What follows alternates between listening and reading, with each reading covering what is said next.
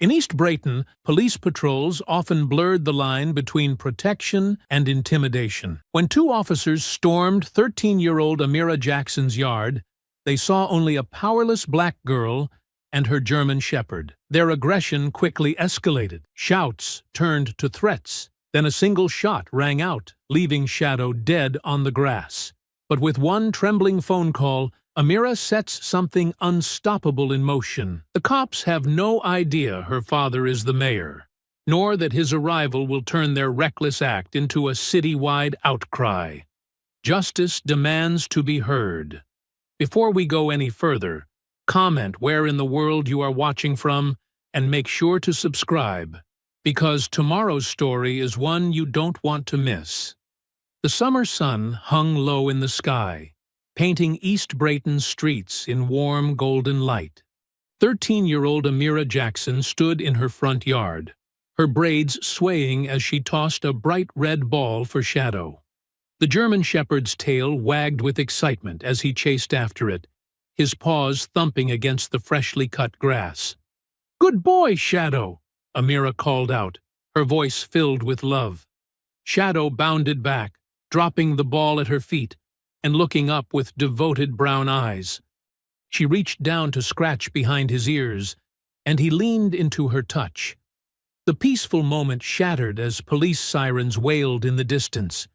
Shadow's ears perked up, but he stayed close to Amira, who didn't think much of it at first. This was normal in East Brayton. Police cars often patrolled their historically black neighborhood, but this time was different.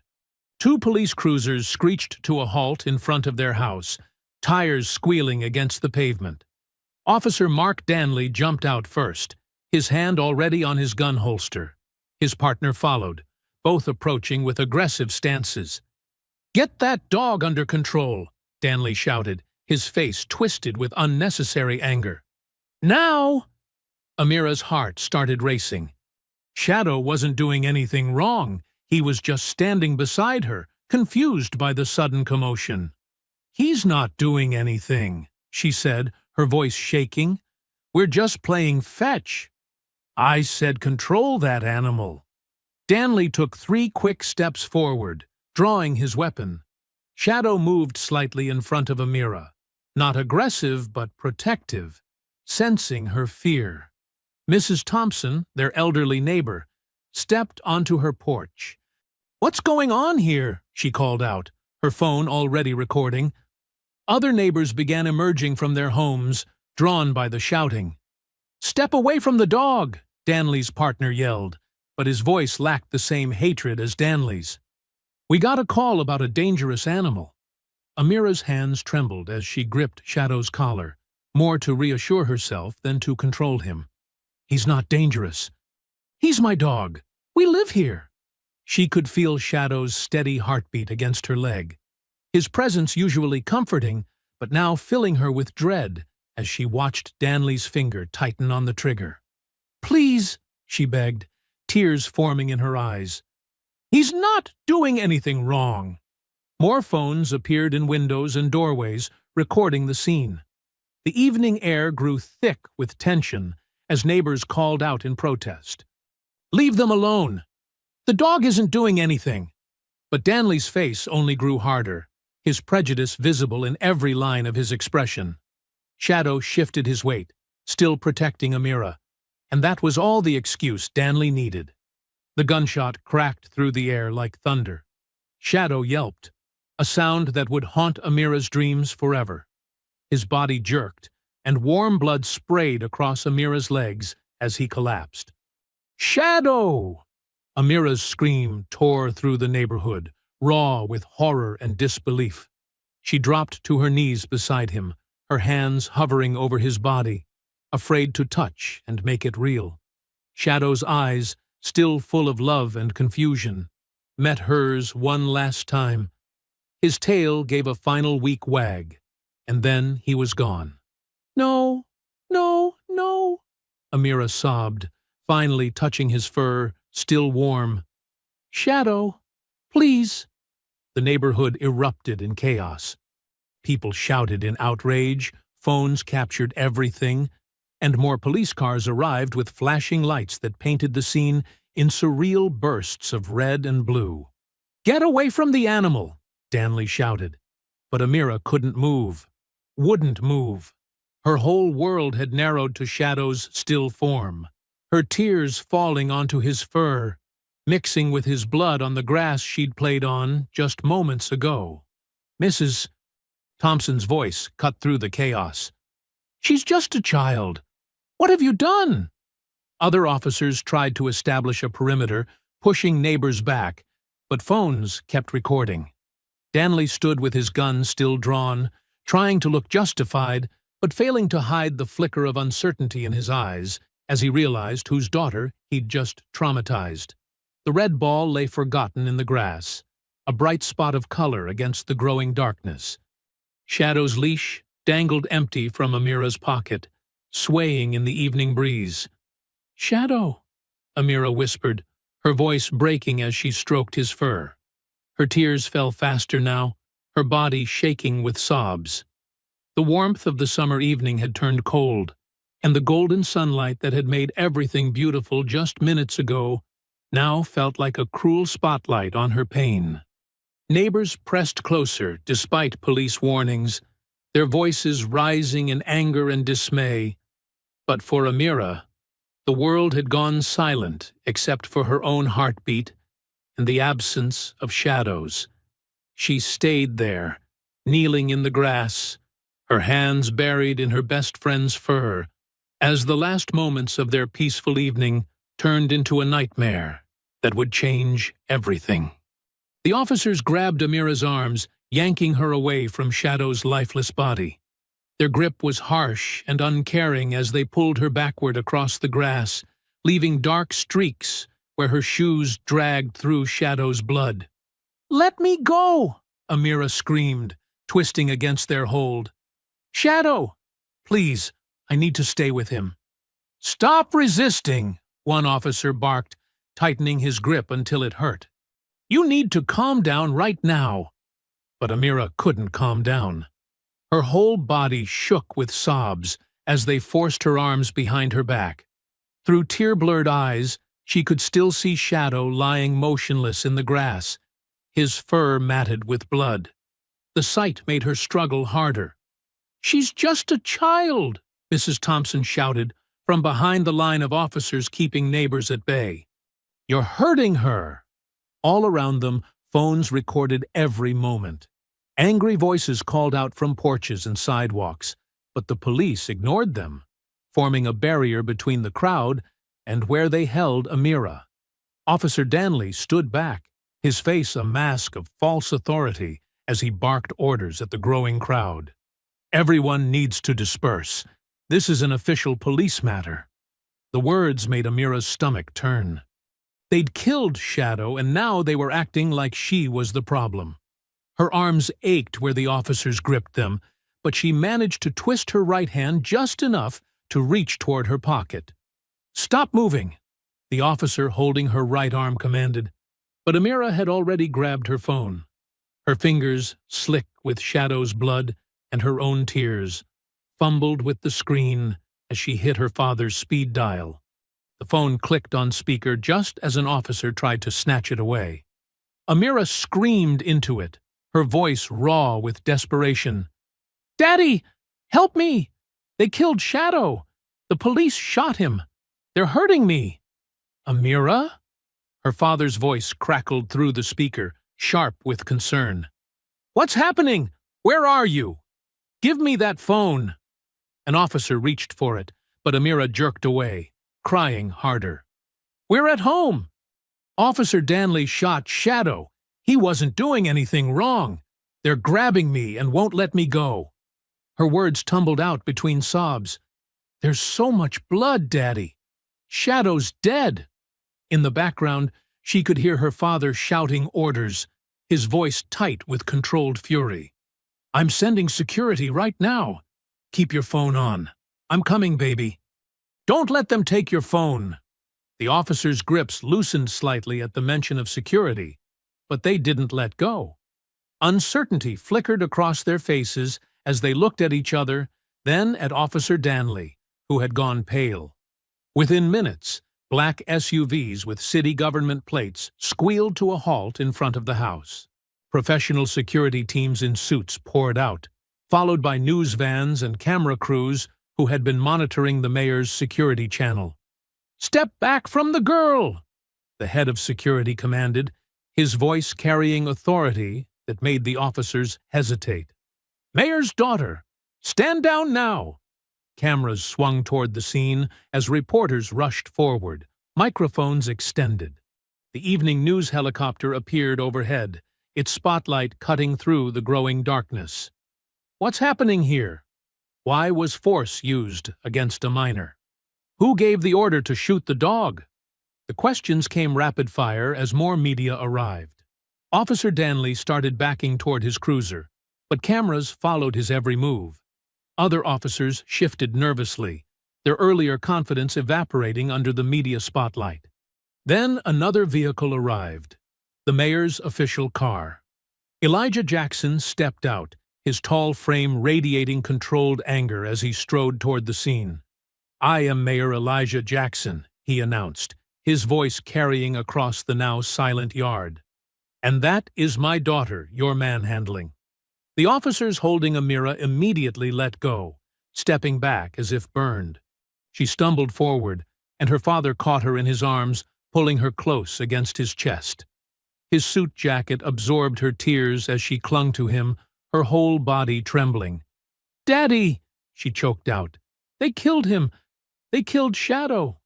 "I know, baby. I know." He stroked her hair gently, then looked up at the officers with steel in his eyes. Cameras pressed closer, capturing every word as he spoke. "What happened here today is unacceptable. My daughter was playing in her own yard with her dog. There will be consequences." Officer Danley tried to speak up. "Sir, we received a call about a dangerous—" "Save it for the investigation." Mayor Jackson cut him off, his voice sharp enough to make the officer flinch. He turned to face the cameras directly, keeping one arm protectively around Amira. "To everyone watching, I make this promise, not just as a father, but as your mayor. What happened here today will not be swept under the rug. There will be accountability. There will be justice." The police officers retreated to their cruisers, unable to maintain their earlier bravado as cameras followed their every move. Amira stayed pressed against her father's side, his presence finally helping her breathing steady, even as tears continued to fall. Morning sunlight streamed through the kitchen windows, but it brought no warmth to the Jackson household. Amira sat at the breakfast table, pushing scrambled eggs around her plate without eating. The chair where Shadow usually lay at her feet felt painfully empty. Mayor Jackson watched his daughter from across the table, his coffee growing cold in his hands. Dark circles under his eyes revealed a sleepless night spent making calls and dealing with the aftermath. The morning news played quietly on the kitchen TV, showing clips from last night on repeat. "You need to try to eat something, sweetheart," he said gently. Amira set her fork down, her hand trembling slightly. "I keep seeing it happen," she whispered. "Every time I close my eyes, I see Officer Danley pointing his gun at Shadow. He didn't even warn us. Shadow was just standing there." Mayor Jackson reached across the table and took her hand. "I know, baby. What they did was wrong. So wrong." "His collar is still in the grass," Amira said, her voice breaking. "With his tags. I can see it from my window, but I can't go out there yet." "I'll have someone get it for you," her father promised, squeezing her hand. His phone buzzed again. It hadn't stopped since last night, but he ignored it. "The police are lying about what happened," Amira said suddenly, looking up with red-rimmed eyes. "I saw their statement on the news. They're saying Shadow was aggressive, that he lunged at Officer Danley. That's not true. Shadow was just standing beside me. He wasn't even barking." Mayor Jackson's jaw tightened. "I know. That's why I've demanded all body camera and dash cam footage from every officer present. The truth will be in those videos. As if on cue, his phone rang again. This time he checked the screen and answered immediately, putting it on speaker. Chief Hollins, I've been waiting for your call. Mayor Jackson.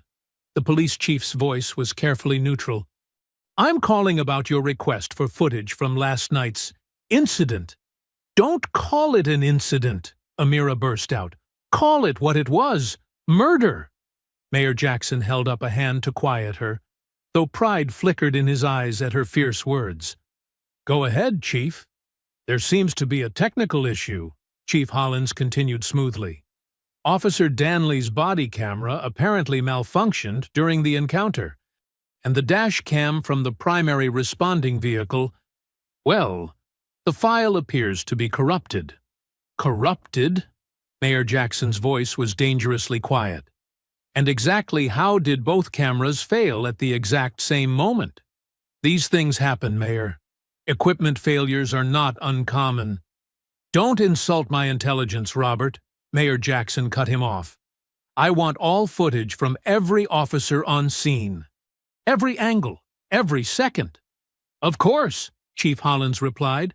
But I should mention, we've received several complaints about that dog's aggressive behavior in the past. Multiple neighbors have reported feeling threatened. That's a lie, Amira shouted, jumping to her feet. Shadow never hurt anyone. Everyone in the neighborhood loved him. Young lady, Chief Hollins' tone grew stern, I understand you're upset, but the facts show... The facts? Mayor Jackson's voice rose. The facts are that your officer shot a family pet in front of a child without provocation. The facts are that dozens of witnesses and cell phone videos show exactly what happened. And now you're telling me the official police footage has mysteriously vanished? Mayor, I would advise you to consider the broader implications here. The department's reputation. The department's reputation? Mayor Jackson stood up, pacing the kitchen. Your officer killed my daughter's dog in our front yard, and you're worried about reputation. Sir, these situations are complex. Perhaps we could discuss this privately. Find a way to handle this that benefits everyone. We're done here, Mayor Jackson said flatly. Expect formal requests for all footage and documentation within the hour. And, Chief, if anything else mysteriously disappears, I'll have state investigators in your office by sunset. He hung up, his hand clenching around the phone. Amira watched him, tears sliding down her cheeks. They're going to cover it up, aren't they? She asked quietly. Just like they always do. Mayor Jackson crossed to her side, kneeling down to look her in the eyes. Listen to me, Amira. They're trying to hide the truth, yes. They're going to make excuses and lose evidence and spread lies about Shadow. That's what corrupt people do when they're scared. But why? Amira's voice cracked. Why did they have to kill him? Why are they lying? Because some people abuse their power, he said softly. They think their badge gives them the right to hurt others without consequences. They're used to getting away with it. It's not fair, Amira whispered. No, it's not, her father agreed. He took both her hands in his. But I promise you this. We will not let them bury the truth. We have the videos from the neighbors. We have witnesses. Most importantly, we have you. Your voice, your strength, your truth. And I will not rest until everyone knows what really happened to Shadow. At Brayton Middle School, Amira stood in the crowded cafeteria during lunch period, her voice shaking but determined as she addressed her classmates. Dozens of students gathered around her table, many holding handmade posters with Shadow's picture. The vigil will be tonight at sunset, she explained, handing out small electric candles. We'll meet on the football field. It's not just for Shadow. It's for every pet, every family that's been hurt by police violence in our neighborhood. Her best friend Maria helped distribute flyers showing Shadow's smiling face. Everyone loved Shadow, Maria told the group. He used to wait with us at the bus stop every morning, remember? Students nodded, sharing their own memories. He let me pet him when I was scared on the first day of school, a sixth grader added quietly. My mom saw the whole thing, another student said. She recorded it on her phone. Officer Danley didn't even give a warning. The cafeteria buzzed with angry whispers and plans for the vigil. Some students were already wearing black ribbons Amira had made, but not everyone supported her. At a far table, she noticed a group of students watching with disapproving faces, including the daughter of another police officer. The lunch bell rang, but before Amira could gather her things, Vice Principal Matthews appeared at her table. His face was stern. "Miss Jackson, come with me," he ordered. Now. In his office, Amira found herself facing not just the vice principal, but also the principal, Dr. Carter, and the school resource officer. Her heart pounded, but she sat up straight, just like her father always did at difficult meetings. "This unauthorized gathering needs to stop immediately," Dr. Carter said, shuffling through the vigil flyers. "You're creating a hostile environment and disrupting school operations." "It's just a peaceful vigil," Amira protested. "We have a right to gather and remember Shadow." "You're inciting division," Vice Principal Matthews cut in. "Turning students against law enforcement, spreading anti-police sentiment." "I'm spreading the truth," Amira's voice rose. "Officer Danley killed my dog for no reason. There's video evidence." "That's enough, Doctor." Carter slapped her hand on the desk. "This is exactly the kind of inflammatory rhetoric we're talking about. You're suspended. Effective immediately." "What?" Amira stood up, shocked. "You can't suspend me for organizing a memorial." "We can, and we are," Dr. Carter said firmly. 3 days suspension for disrupting school operations and creating a hostile environment. Officer Brooks will escort you to clean out your locker." Across town at City Hall, Mayor Jackson sat in his office, facing down 3 angry city council members. Councilman Richards paced in front of his desk. "This has to end, Elijah," Richards insisted. "The police union is threatening action. Donors are pulling support. You're going to destroy everything we've built." "Everything we've built?" Mayor Jackson repeated quietly. "You mean the system that lets officers shoot family pets without consequences?" Councilwoman Martinez leaned forward. "Be reasonable. It was unfortunate, yes, but pushing this issue is political suicide. Think about your re-election. Think about your daughter's future," Councilman Peters added. "You really want her labeled as the girl who started a war with the police department? Over a dog?" Mayor Jackson's phone buzzed. A text from Amira. "They suspended me. Can you come get me?" He stood up slowly, his hands flat on his desk. "Get out." "Excuse me?" Richards stopped pacing. "Get out of my office." Mayor Jackson's voice was steel. "All of you. And let me be very clear. If you ever use my daughter to threaten me again, you'll regret it." "You're making a mistake," Martinez warned, standing. "The council votes on your initiatives next week. Your reform proposals, the community center funding, all of it. Don't throw away your agenda over this." "My agenda?" Mayor Jackson laughed bitterly. "My agenda is justice. My agenda is making sure no other child watches their pet die in their front yard. Now get out." Later that evening, Amira sat on their living room couch, still in her school clothes, tears dried on her cheeks. Mayor Jackson joined her, setting down 2 mugs of hot chocolate. "They're saying I'm causing trouble," Amira said softly, "that I'm making the school look bad. But all I wanted was to remember Shadow." "You're not causing trouble," her father assured her. "You're standing up for what's right. There's a difference. But they're threatening you too, aren't they? I heard you on the phone." She looked up at him. "They want you to stop fighting for Shadow." Mayor Jackson sighed, wrapping an arm around her shoulders. "They think everyone has a price that we'll give up if they threaten our comfort, our reputation, my position." "Will we?" Amira's voice was small. "No," he said firmly. Some things matter more than politics, more than power, more than staying comfortable. He squeezed her shoulder. Truth matters. Justice matters. Standing up for what's right matters, even if it costs you everything. Especially then, he said, because if we let them bury this truth, if we let them pretend it didn't happen, we're telling them it's okay, that they can keep hurting people, keep lying, keep covering it up.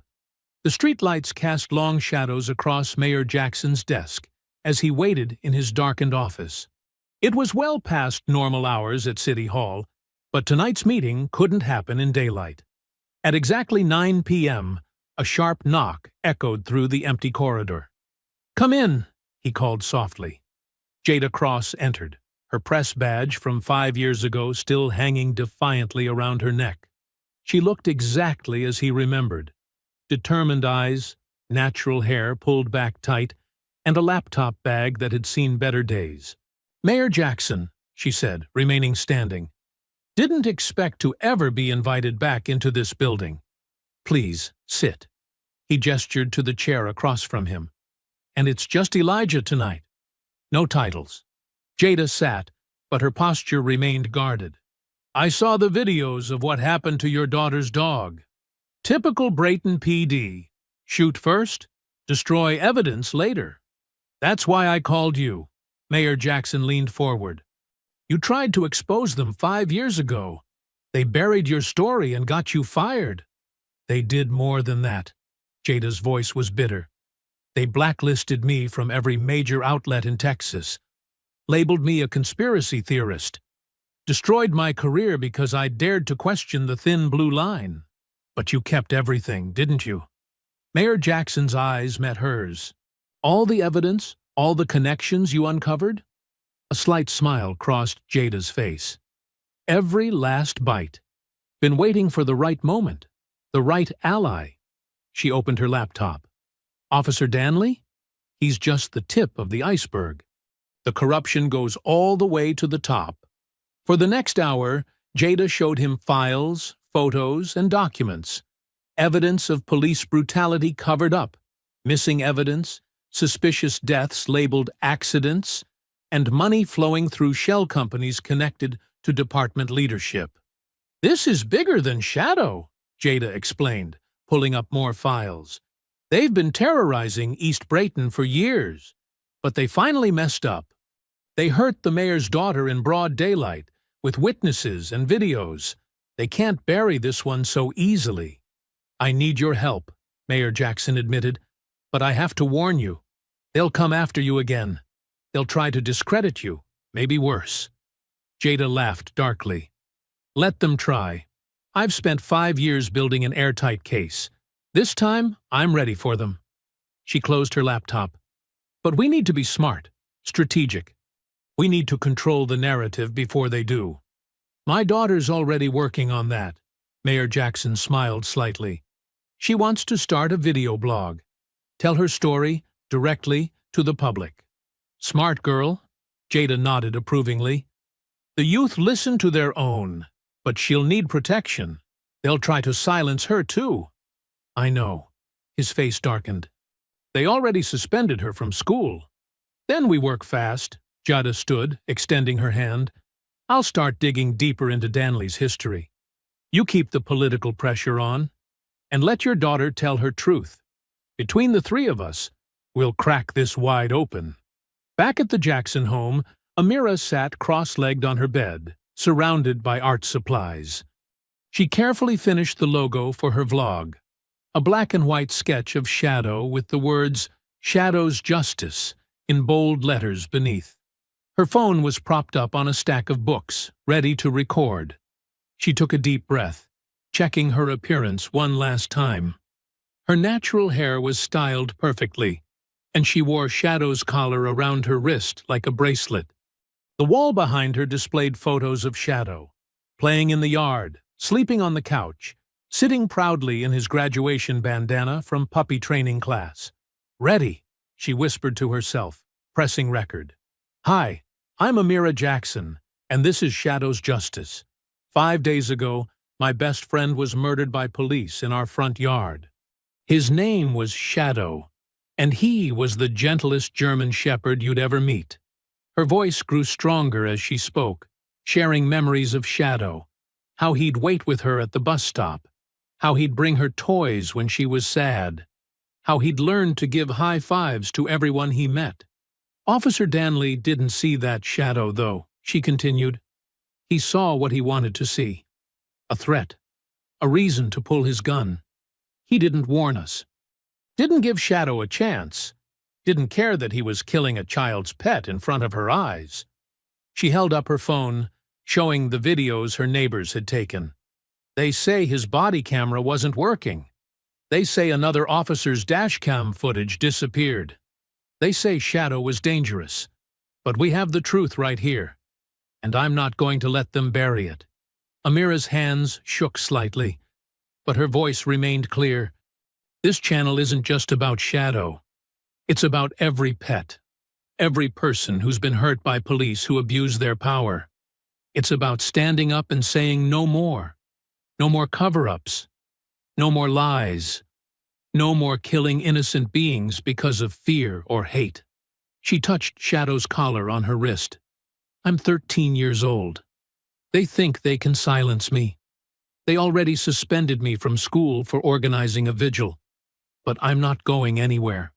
Shadow's justice starts now." After reviewing the footage, Amira carefully edited it, adding photos and clips. Her finger hovered over the post button as midnight approached.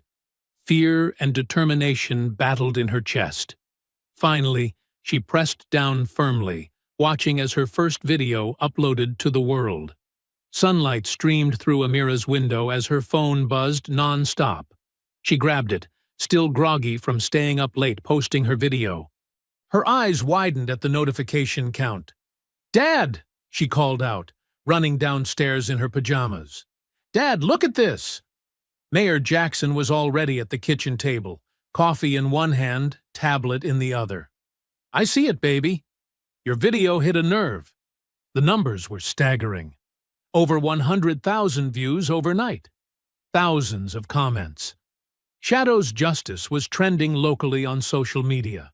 People were sharing their own stories of police encounters, posting photos of their pets, demanding answers from the Brayton Police Department. "Listen to this comment," Amira read from her phone. "My brother's dog was shot by police last year in Houston. They said he was aggressive too. Thank you for speaking up. There are hundreds like this, Dad." Mayor Jackson nodded grimly. "The police chief wants an emergency meeting. Says we're inflaming tensions in the community." "Good," Amira said firmly. "Maybe now they'll listen." Outside, news vans lined their street. Reporters called out questions as Mayor Jackson left for City Hall. He paused at his car, turning to face the cameras. "My daughter spoke her truth last night," he declared. "As her father, I'm proud of her courage. As your mayor, I promise complete transparency in this investigation. The people of Brayton deserve nothing less." Across town, Jada Cross sat in her small apartment, surrounded by stacks of files and multiple computer screens. She hadn't slept, fueled by coffee and determination. Officer Danley's personnel file was a maze of redactions and missing documents, but Jada had spent years building contacts inside the department. Her phone buzzed, a text from a clerk in records. "Check incident report. Under 2D847, June 2019. Similar dog shooting, East Brayton. Footage lost, then, too." Jada's fingers flew across her keyboard. The incident had been buried, the complaint marked unsubstantiated, like so many others. But the victim's description matched Danley's pattern perfectly. Her doorbell rang. A manila envelope sat on her welcome mat. No sender listed. Inside were copies of 9 internal affairs complaints against Danley, all mysteriously resolved with no disciplinary action. Excessive force, racial profiling, evidence tampering. "Got you," Jada whispered, scanning the documents. By midday, Brayton was a city divided. Blue Lives Matter supporters gathered outside police headquarters, waving flags and demanding Mayor Jackson's resignation. Across town, a larger crowd assembled in East Brayton, carrying signs with Shadow's photo and chanting, "No justice, no peace." Amira posted a second video addressing the growing tension. "This isn't about taking sides," she explained. "This is about right and wrong, about truth and lies, about power and how it's used. Shadow didn't see color. He loved everyone. We should learn from him." The video quickly surpassed her first one. National news outlets picked up the story. Justice for Shadow trended nationwide. Mayor Jackson faced the city council, standing firm despite their demands to control the situation. "My daughter has a constitutional right to speak," he reminded them. "And I have a duty to investigate serious allegations of misconduct in our police department." "You're committing political suicide," Councilman Weber warned. "The police union will bury you." "Then I'll be buried standing up for what's right," Mayor Jackson replied. Back in her makeshift office, Jada followed a trail of financial records. Officer Danley's name kept connecting to suspicious overtime payments, all approved by the same superior. The pattern stretched back years, involving multiple officers. She cross-referenced the dates with incident reports. Every time a complaint was filed against Danley, large overtime payments followed. Money to stay quiet. Money to make evidence disappear. As evening fell, Jada discovered something that made her breath catch. Danley's personnel file had been altered recently, just hours after Shadow's shooting. Someone high up in the department had accessed and modified records. She traced the digital signature. It led straight to internal affairs and higher. Her hands shaking with excitement, Jada dialed Mayor Jackson's private number. "Mayor," she said when he answered, "I've got it. The whole corrupt system, how they cover up complaints, who's involved, where the money goes, everything. Are you sure?" His voice was tense. "We need this to be airtight." "Trust me," Jada replied, looking at her screens full of evidence. "By morning, I'll have enough to shake this department to its foundation. They won't be able to bury this one." The sun hadn't risen when Jada's phone buzzed at 5:47 a.m. An unknown number. She almost ignored it. But something made her answer. "Ms. Cross?" The male voice was barely above a whisper. "This is Officer Luis Mendez from Brayton PD. I have something you need to see." Jada sat up straight in her chair, instantly alert. "I'm listening." "Not over the phone. Can we meet? Somewhere public but quiet?" His voice trembled slightly. "I've been following your work. The stories about Shadow, they're not telling the truth." "Cooper Park," Jada suggested. "By the East Fountain. 6:30? I'll be there." "Please, come alone." The early morning air was crisp as Jada walked through Cooper Park. Few people were around, just a couple of joggers and an elderly man walking his dog.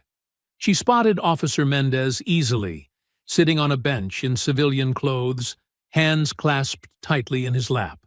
"Thank you for coming," he said as she sat beside him. His eyes darted around nervously. "What I'm about to show you, it could cost me everything." "I protect my sources," Jada assured him. "Always have." Luis pulled out a small USB drive. "I keep personal backups of all my body cam footage. Department policy says we're not supposed to, but after seeing things..." He swallowed hard. "I was there that day, Ms. Cross. When Shadow was killed. My camera caught everything." Jada's heart raced as she took the drive. The department claimed all footage was lost. "They lie." Luis's voice hardened. "They've been lying for years. That footage shows exactly what happened. Shadow never attacked anyone. Danley..." He looked down. "Danley was laughing afterward. Said it would teach that uppity family a lesson. Why come forward now?" "Because I can't sleep anymore." Luis rubbed his face. Every night I see that girl's face, hear her screams. I became a cop to help people, not—" He trailed off. There's more on that drive. Conversations in the locker room, meetings where they planned how to cover it up, evidence room footage of them tampering with records. Jada carefully tucked the drive into her jacket pocket. This is incredibly brave of you. I'm not brave. Luis shook his head. I'm terrified. But that girl, Amira, she's braver than all of us. Standing up, telling the truth. Maybe it's time we all did the same. They parted ways carefully, leaving separately. Jada drove straight to her office, hands shaking as she plugged in the drive. The footage was crystal clear. Shadow, wagging his tail. Amira throwing a ball. Then Danley's aggressive approach, gun already drawn. No warning, no threat, just the sudden crack of the shot. And afterward, the officers huddled together, Danley's voice clear. These people need to learn their place. One dead mutt at a time. Jada called Mayor Jackson immediately. Within 20 minutes, he arrived at her office, watching the footage, with tears in his eyes. My baby girl, he whispered. She told the truth. Every word. There's hours more, Jada said. Meetings where they planned the cover-up. Danley bragging about other incidents. The whole corrupt system exposed. Mayor Jackson gripped the edge of her desk. This changes everything. They can't deny this. We need to protect Officer Mendez, Jada insisted. Once this gets out, I'll make some calls. The mayor nodded. Federal witness protection if necessary. He's risking everything to do the right thing. They spent the next hour reviewing more footage, documenting everything. Evidence that would shake the department to its core. Justice for Shadow, for Amira, for every victim of police corruption in Brayton. Across town, Luis Mendez pulled into his driveway, exhausted but somehow lighter. For the first time in weeks, he felt clean. The truth was out. Whatever happened next, he'd done the right thing. He didn't notice the unmarked police car parked 3 houses down, or the 2 officers inside watching his every move through binoculars. He didn't see them take photos as he entered his house, or hear them radio back to headquarters. Target is home, proceeding as discussed. Luis made coffee, checked his email, tried to act normal, but his hands wouldn't stop shaking. He kept thinking about the footage, about Amira's courage, about years of silence finally broken. Looking out his kitchen window at the rising sun, he whispered a quiet prayer for protection, unaware that dark forces were already moving against him. Mayor Jackson's phone rang at 4:38 a.m. His heart dropped when he saw the police chief's number. Mr. Mayor? Chief Roberts's voice was oddly formal. There's been an incident. Officer Luis Mendez was found deceased in his home about an hour ago. Initial evidence suggests suicide. The mayor's hands went cold. Suicide? That's impossible. A note was found. Roberts cut in. He'd been struggling with depression, apparently. Very tragic. Elijah knew it was a lie. He'd seen Luis just yesterday, a man determined to expose the truth, not end his life. He hung up without responding and immediately called Jada. No answer. His phone buzzed with a text from an unknown number. Check the morning news. Turning on the TV, his stomach churned. Breaking news banner. Local journalist arrested for cybercrimes. The footage showed Jada being led out of her apartment in handcuffs, face grim but defiant. Dad? Amira stood in the doorway, still in her pajamas. What's happening? Before he could answer, his phone rang again. City Manager Thompson, his voice dripping with fake concern. Elijah, we need to talk. My office, 1 hour. The city manager's office was cold despite the morning heat. Thompson sat behind his massive desk, flanked by 2 council members and the city attorney. This is a courtesy meeting, Thompson began, sliding a folder across the desk. We're giving you a chance to resign gracefully. Mayor Jackson didn't touch the folder. And if I refuse? Thompson clicked a remote. A video played on the wall screen. Grainy footage showing someone who looked like Amira spray painting police cars. Amazing what technology can do these days. Of course, this footage is clearly fake, but the public might not see it that way. You're threatening my daughter? Elijah's voice was deadly quiet. We're offering you a dignified exit, Councilwoman Peters said smoothly. Full pension, glowing recommendations. The alternative could be messy. Where's the real footage? Elijah demanded. The evidence Officer Mendez provided? Thompson spread his hands innocently. What footage? Our IT department has no record of any unauthorized backups. And now, sadly, we can't ask Officer Mendez about these allegations. You killed him. The words hung in the air. That's a serious accusation, Mr. Mayor, the city attorney warned. Officer Mendez's death was clearly self-inflicted. The medical examiner's report will confirm it. You have 24 hours to announce your resignation, Thompson said. Cite personal reasons, health concerns, whatever you prefer. After that, he gestured at the fake video still frozen on the screen. Elijah stood slowly. You know what your mistake is? You think because you have power, you have control. But there's something stronger than power. He walked to the door. The truth. Thompson laughed. Look around, Elijah. Your whistleblower is dead. Your journalist friend is in jail. The evidence is gone. What truth can you possibly prove? My daughter's truth, Elijah said quietly. The truth millions have already seen in her videos. The truth in the eyes of every person who watched her dog die.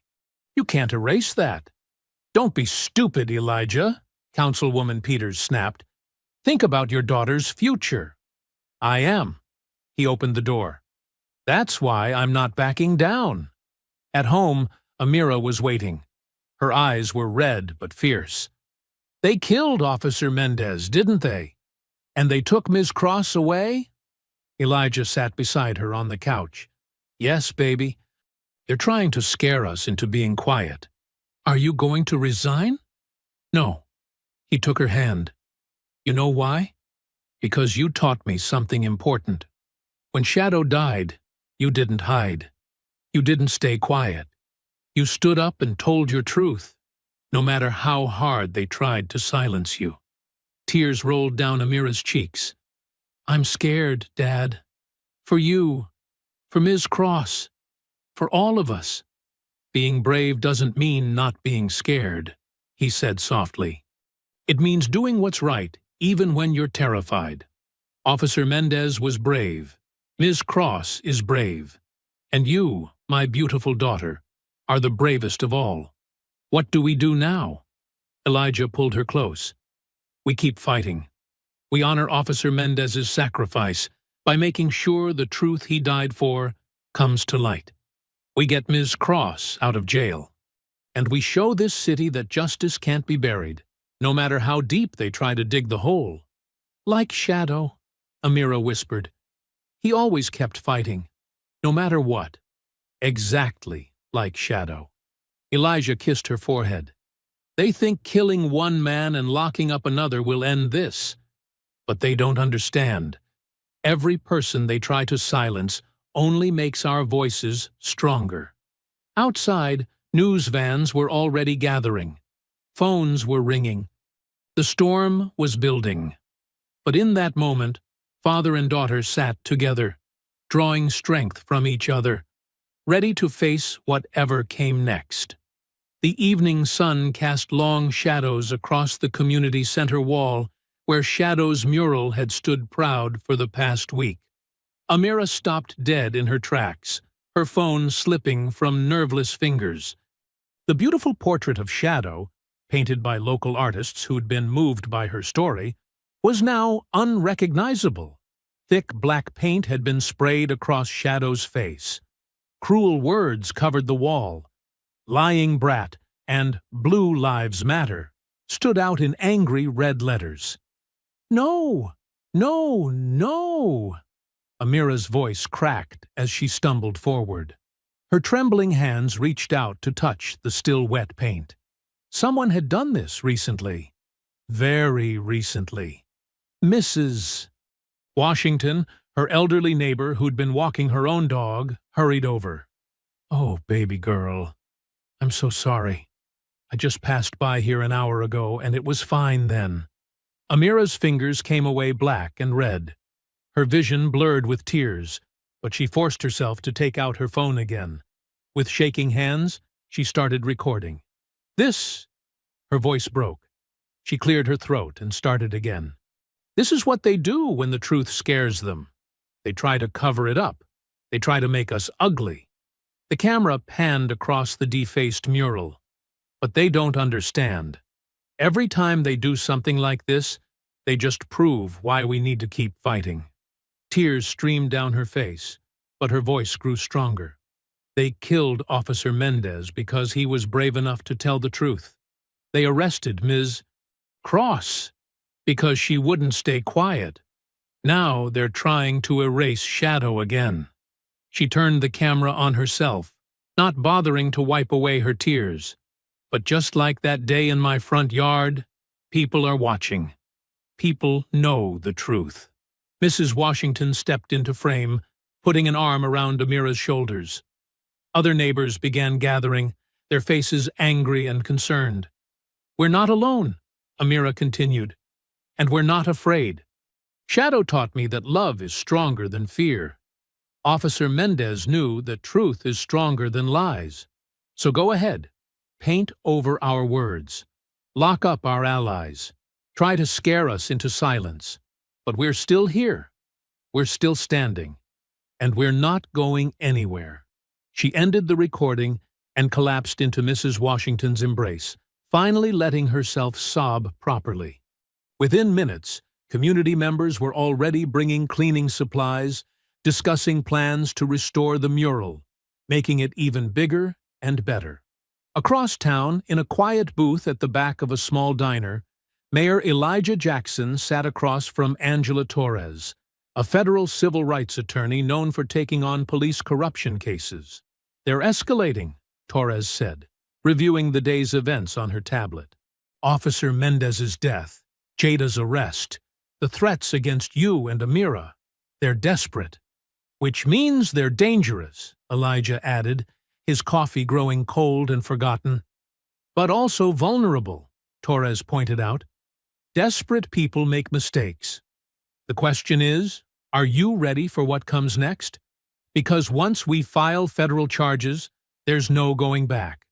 They'll come at you with everything they have." Elijah's phone buzzed. A text from Mrs. Washington, with a video link to Amira's latest post about the mural. He watched it silently, his heart swelling with pride and aching with worry. "They're already coming at us with everything," he said finally. "My daughter lost her dog. Then she lost her sense of safety. Now they're trying to take her voice. Officer Mendez lost his life. Jada lost her freedom. What else can they take?" "Your career," Torres reminded him. "Your reputation. Your—" "My soul?" Elijah interrupted. "Because that's what staying quiet would cost me. What kind of father would I be if I taught my daughter that comfort is more important than justice?" Torres nodded slowly. "I'll file the paperwork tonight. But we need to move fast. Every hour Jada spends in jail is another hour they have to destroy evidence."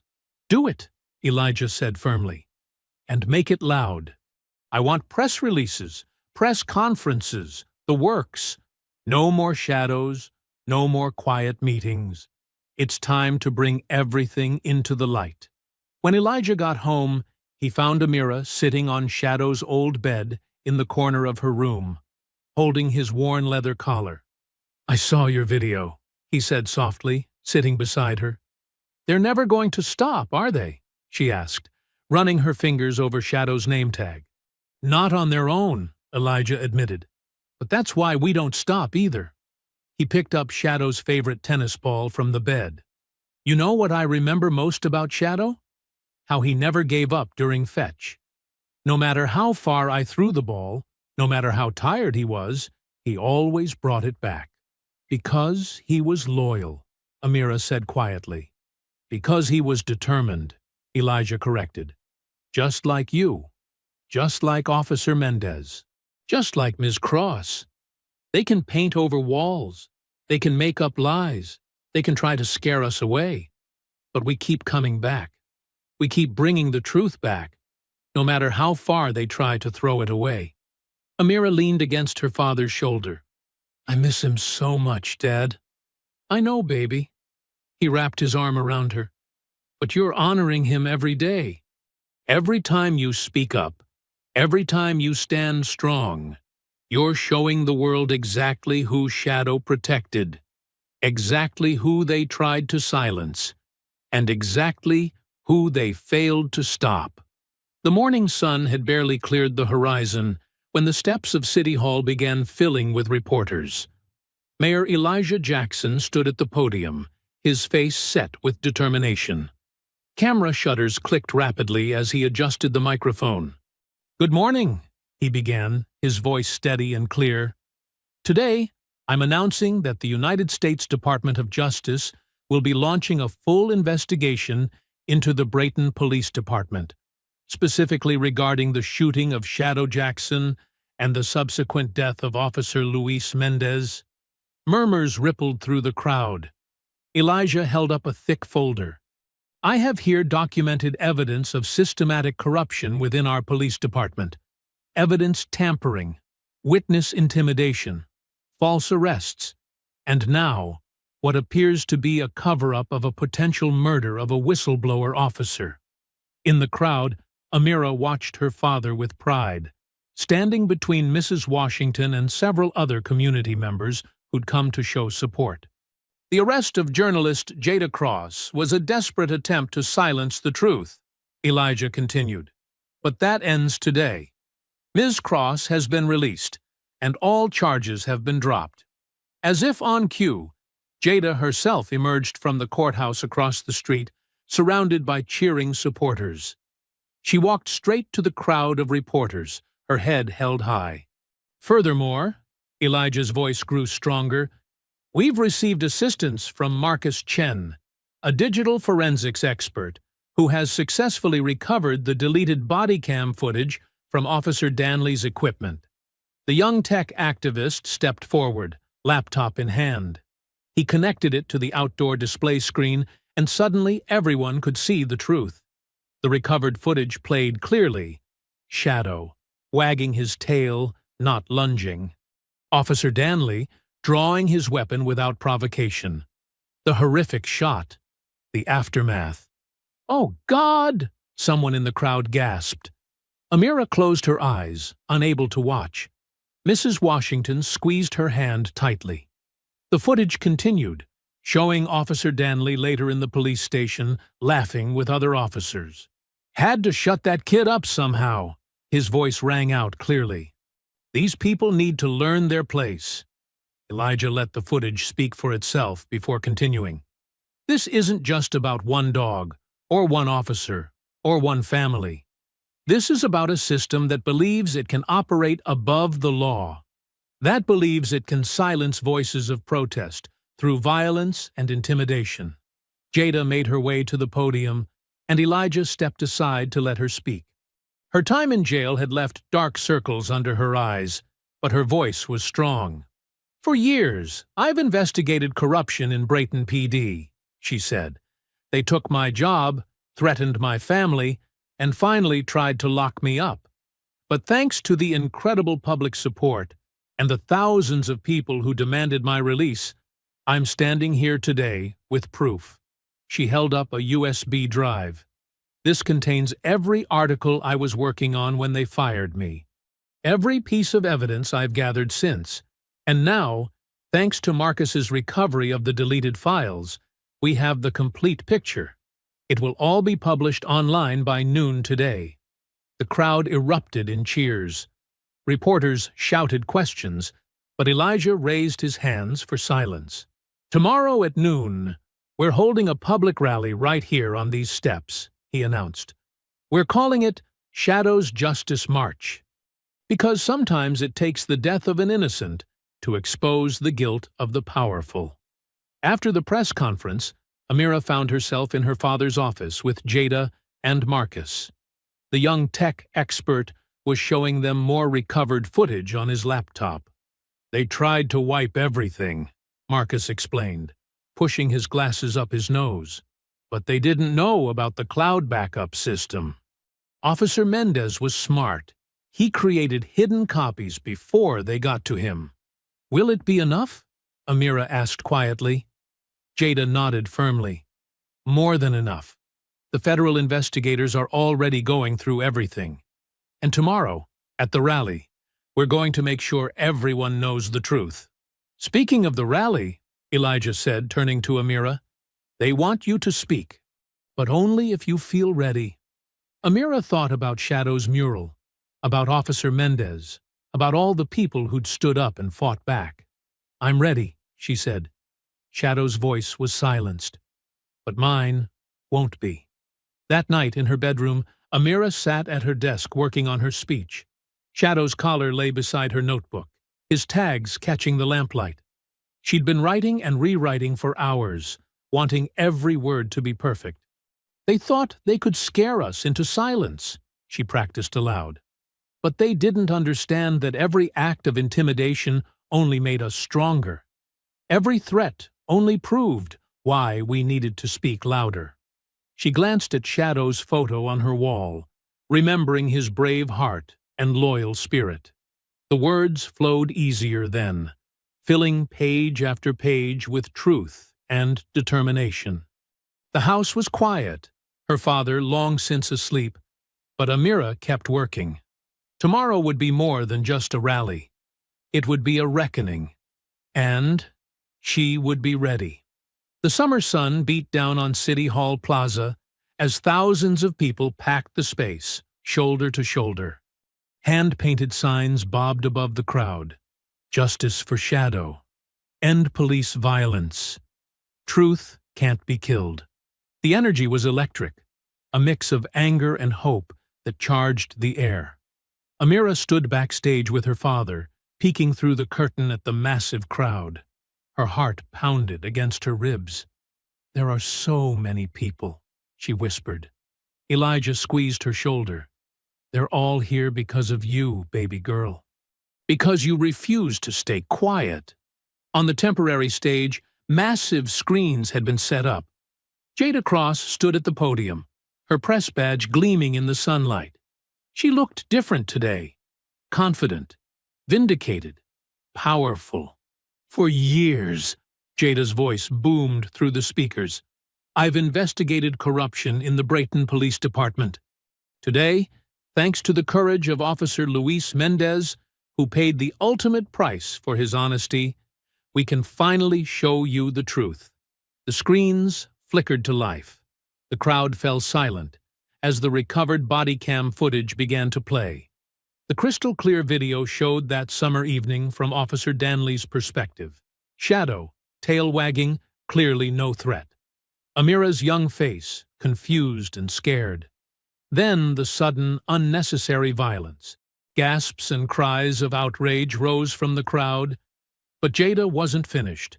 The footage continued, showing Danley later at the station, laughing with other officers about the shooting.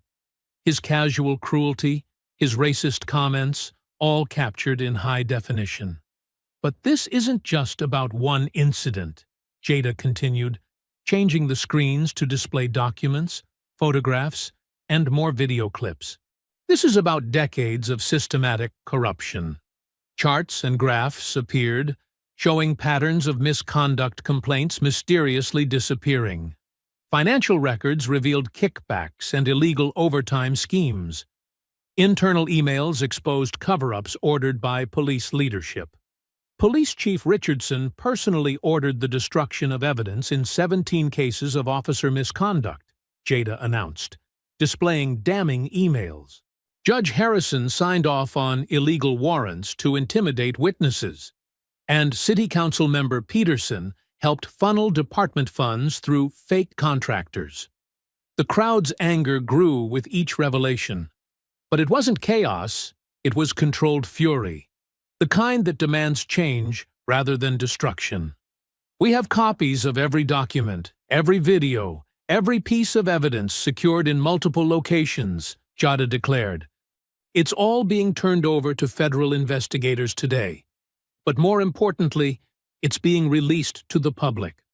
The truth can't be buried anymore. The chant started somewhere in the back of the crowd. "Shadows justice! Shadows justice!" It spread like wildfire until thousands of voices joined together, shaking the windows of City Hall. Amira stepped onto the stage, her father right behind her. The chanting grew louder. She approached the podium, and Jada stepped aside, giving her an encouraging nod. Taking a deep breath, Amira faced the crowd. In her hand, she held Shadow's collar. "My dog Shadow was more than just a pet," she began, her voice clear and strong despite her nerves. "He was my protector, my friend, my family. When Officer Danley killed him, he thought he was teaching me a lesson about power. But the lesson I learned was different." She held up the collar, letting it catch the sunlight. "I learned that the truth is stronger than fear, that justice is stronger than corruption, that love is stronger than hate." The crowd hung on her every word. Even the reporters had stopped taking notes, just listening. "Shadow died protecting me," Amira continued. "Officer Mendez died protecting the truth, but their sacrifices won't be in vain. Because today, we're all standing together, protecting each other, demanding change." Mayor Jackson stepped forward then, standing beside his daughter. "Today," he announced, "I'm signing an executive order creating the Civilian Oversight Board for Police Accountability. Ms. Cross has agreed to serve as its first chairperson." The crowd erupted in cheers. Jada returned to the podium, tears in her eyes, but steel in her voice. "The board will have full investigative powers," she explained.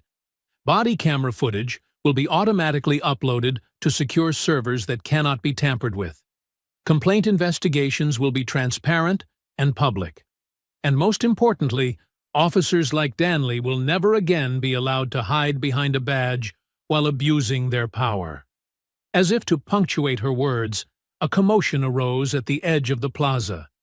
People turned to see Officer Danley being led away in handcuffs by federal agents, his face twisted in impotent rage.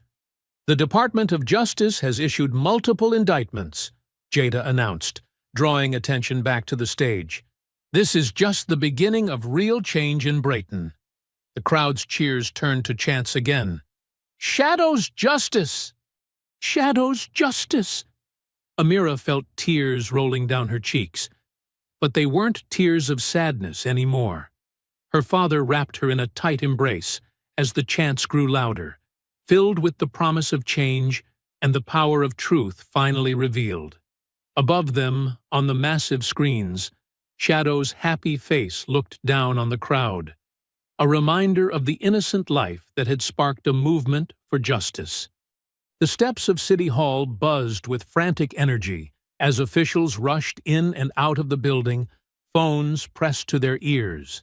Inside, emergency meetings were being called, while outside, the crowd from the rally continued to celebrate. News vans lined the street, their satellite dishes reaching toward the sky like metal trees. Amira sat in her father's office, watching multiple news channels on the wall-mounted TVs. Her story, their story, was everywhere. National anchors spoke gravely about systematic corruption and abuse of power, while showing clips from the rally and the damning body cam footage. "Breaking news," a reporter announced, her voice urgent. Federal prosecutors have formally indicted Officer Mark Danley on multiple charges, including evidence tampering, civil rights violations, and conspiracy to obstruct justice. The door burst open as Jada rushed in, still riding the adrenaline from the rally. "You won't believe what's happening," she said, her eyes bright with excitement. The police chief just announced his resignation. Didn't even wait for the formal investigation, just grabbed his things and left the building. Mayor Jackson looked up from his desk, where he'd been reviewing emergency measures. Any word from the state? Better than that, Jada replied, holding up her phone. The governor's office just released a statement. They're launching a comprehensive investigation into all law enforcement agencies in the county. They're calling it the Shadow Act, new guidelines for police accountability and civilian oversight. Amira felt a warmth in her chest. Shadow's name would now be associated with positive change, not just tragedy. The mayor's assistant poked her head in. "Sir, the press is assembled in the conference room. They're waiting for your statement." Elijah stood, straightening his tie. "Ready for one more fight, baby girl?" Amira nodded, standing beside her father. Together, they walked through the bustling hallways of City Hall. Staff members stopped to applaud as they passed, some with tears in their eyes. The conference room was packed wall-to-wall with reporters. Camera flashes erupted as Elijah and Amira entered. Mayor Jackson approached the podium, his daughter standing proudly at his side. "Today marks a new chapter for Brayton," he began, his voice strong and clear. "The corruption that has plagued our police department for decades has finally been exposed, thanks to the courage of my daughter, the dedication of journalist Jada Cross, and the sacrifice of Officer Luis Mendez." He paused, letting his words sink in. "But exposure isn't enough. We need lasting change. That's why I'm announcing the creation of the Brayton Police Reform Commission. This independent body will oversee the complete restructuring of our police department." Questions erupted from the reporters. Elijah raised his hand for silence. "The commission will implement mandatory de-escalation training, establish clear use of force guidelines, and create a public database of officer complaints. But most importantly, it will work to rebuild trust between law enforcement and our community." A reporter raised her hand. "Mayor Jackson, what do you say to those who claim this is political revenge?" Amira stepped forward before her father could answer. "This isn't about revenge," she said firmly. "This is about making sure no other child has to watch their dog die for no reason. No other family has to lose a loved one because someone with a badge thought they were above the law." Her words silenced the room. Even the veteran reporters looked moved. "My daughter is right," Elijah continued. "This isn't about revenge, it's about justice. And justice isn't political. It's human." More questions followed, but the mayor handled them with calm authority. Yes, federal investigators would have full access to department records. Yes, other officers implicated in corruption would face consequences.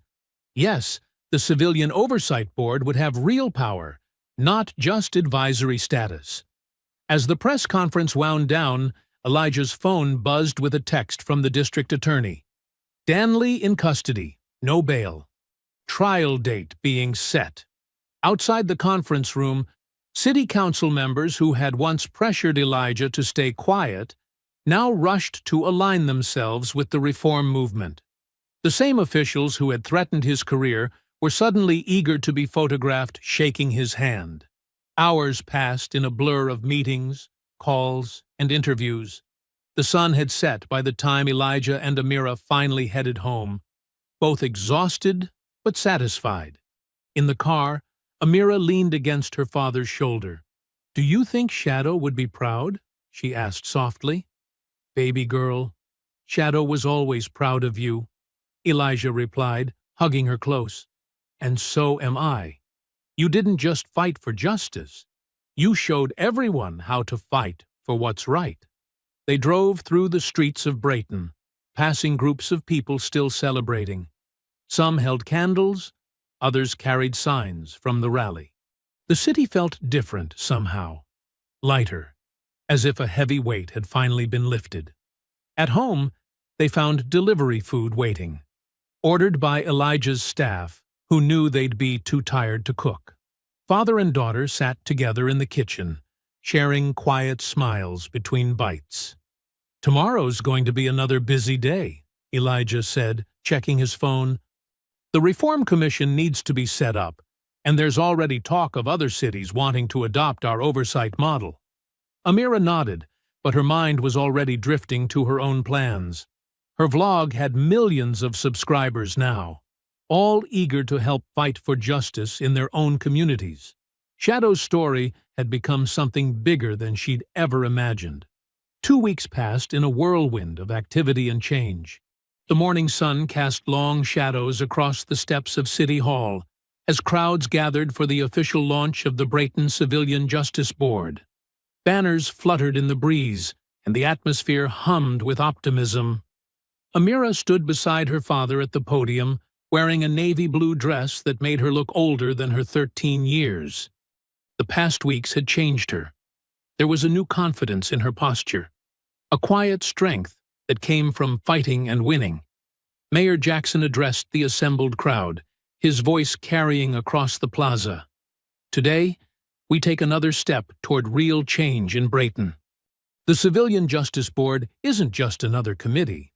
It's a promise to our community that transparency and accountability aren't just words, they're actions." He gestured to the row of chairs behind him, where Jada Cross sat alongside other community leaders. "These board members represent every corner of our city. They bring different perspectives, different experiences, but they share one goal: making Brayton better for everyone." Jada stepped forward when called, her press credentials now replaced by an official board badge. "This board has real power," she announced. "We'll review police policies, investigate complaints, and ensure that what happened to Shadow never happens to anyone else's loved one again." The crowd applauded as each board member was introduced. Religious leaders, civil rights attorneys, former law enforcement officers who'd spoken out against corruption, and community activists who'd fought for change for years. Then came Amira's turn.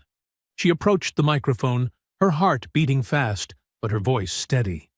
"As youth liaison to the board, I'll make sure young people's voices are heard. We're not just the future. We're the present. We see what's happening in our neighborhoods, our schools, our parks. And now we have a way to speak up and be taken seriously." The audience cheered, many holding up phones to record her words. Some wore T-shirts with Shadow's picture. Others carried signs reading, "Shadow's Justice Lives On." After the ceremony, Amira mingled with community members in the City Hall atrium. People shared their stories, thanked her for her courage, and promised to support the board's work. The division that had once split Brayton seemed to be healing. "You've started something special," Jada said, joining her by the refreshment table. "Look around. People who wouldn't even talk to each other a month ago are now working together." Amira nodded, watching as a former police officer chatted with a civil rights activist, sharing ideas for community outreach programs. "It feels different now," she said, "like people aren't afraid anymore." The board's first meeting was scheduled for that afternoon. They gathered in the newly renovated conference room, its walls adorned with artwork from local students depicting themes of justice and unity. Amira sat at the large oval table, taking notes as the board discussed initiatives for rebuilding trust between police and residents. "We need youth programs," she suggested during the discussion. "Not just sports and stuff, but real conversations between kids and officers. Let them see each other as people first." Her idea was met with enthusiasm, and soon they were planning workshops, community events, and regular forums where residents could voice concerns directly to law enforcement leadership. As the meeting concluded, Jada pulled Amira aside. "There's something waiting for you outside," she said with a mysterious smile. "A surprise from the community." Curious, Amira followed Jada down to the plaza. A small crowd had gathered, including many familiar faces from the neighborhood.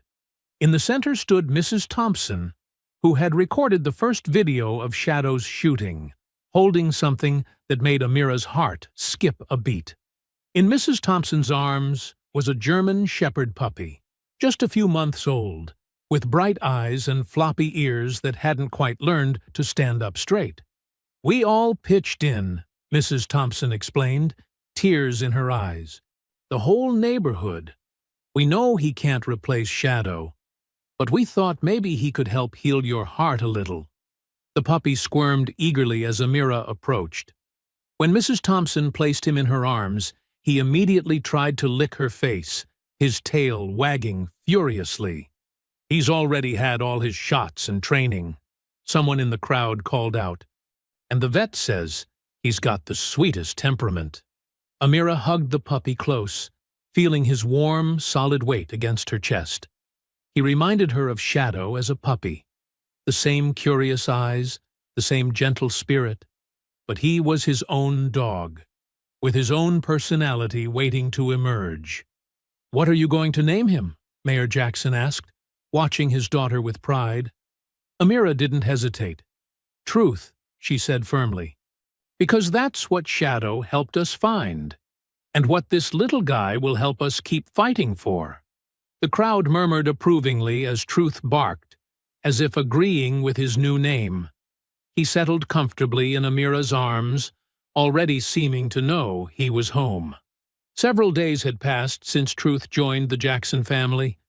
The morning sun painted the sidewalks of East Brayton in warm golden light, as Amira walked her new companion through familiar streets. Truth trotted beside her, his leash loose and relaxed, already showing the results of his training. "Morning, Amira," called Mrs. Rodriguez from her porch, watering her flowers. "How's our neighborhood's favorite watchdog doing?" "He's learning fast," Amira replied, smiling as Truth sat politely at the fence. "Want to give him a treat? He's practicing his manners." Mrs. Rodriguez produced a dog biscuit from her pocket. Many neighbors now kept them handy for Truth's daily walks. The puppy took it gently, tail wagging. "You're looking strong, girl," Mrs. Rodriguez said softly. "It does my heart good to see you walking these streets again." Amira nodded, understanding the deeper meaning. For weeks after Shadow's death, she'd avoided this route, the memories too painful. Now, with Truth beside her, she was reclaiming her neighborhood one step at a time. Back home in her room, Amira set up her vlogging equipment, the professional microphone and lighting kit that supporters had sent her after Shadow's Justice went viral. Truth settled at her feet, gnawing contentedly on his favorite chew toy. "Hey everyone," she began, her voice clear and confident. "Today's vlog is different. I want to talk about what these past few weeks have taught me about fighting for what's right." She paused, gathering her thoughts. The red recording light blinked steadily. "When Shadow was killed, I felt like my whole world had been destroyed. The police tried to make us feel powerless. They thought they could just shoot a 13-year-old girl's dog and get away with it, like they'd gotten away with so much before."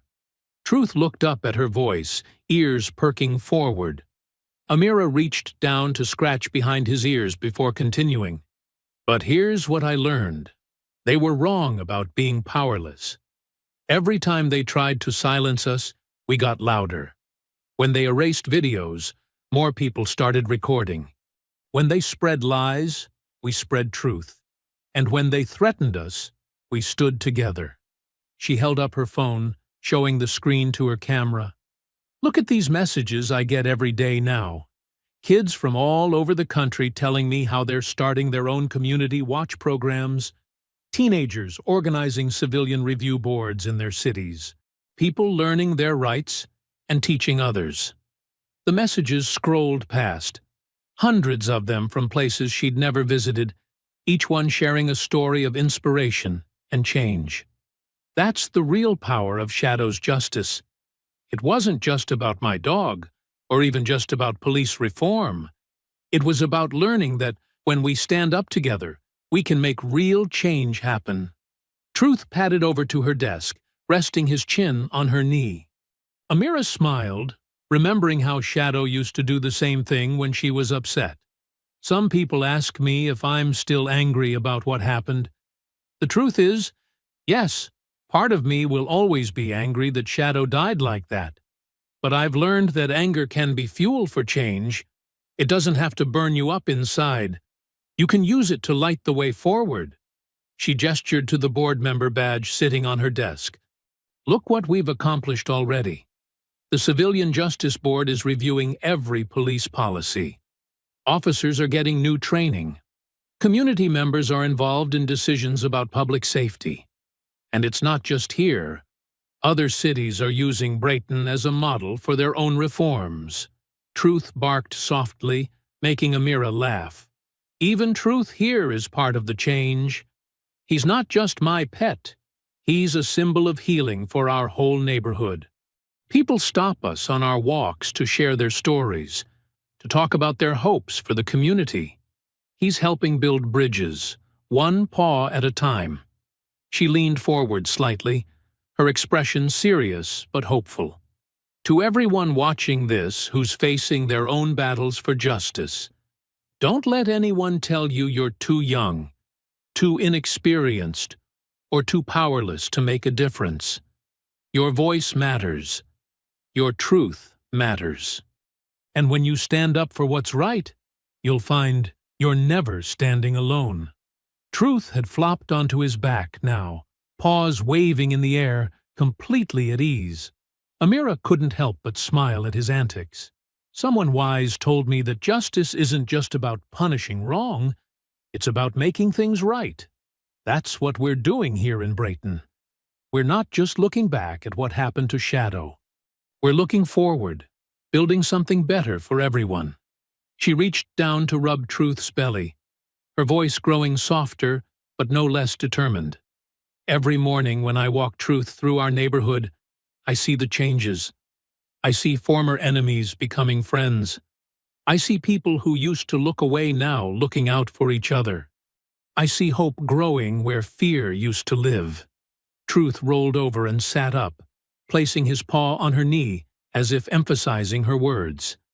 Amira scratched under his chin, feeling the steady beat of his heart against her hand. So keep fighting your battles, whatever they may be. Keep speaking your truth. Keep believing in justice. Because change is possible. I'm living proof of that. And, together, we can make sure that Shadow's justice continues to grow and spread, making our world a little bit better, one community at a time. I hope you enjoyed that story. Please share it with your friends and subscribe so that you do not miss out on the next one. In the meantime, I have handpicked 2 stories for you that I think you will enjoy. Have a great day.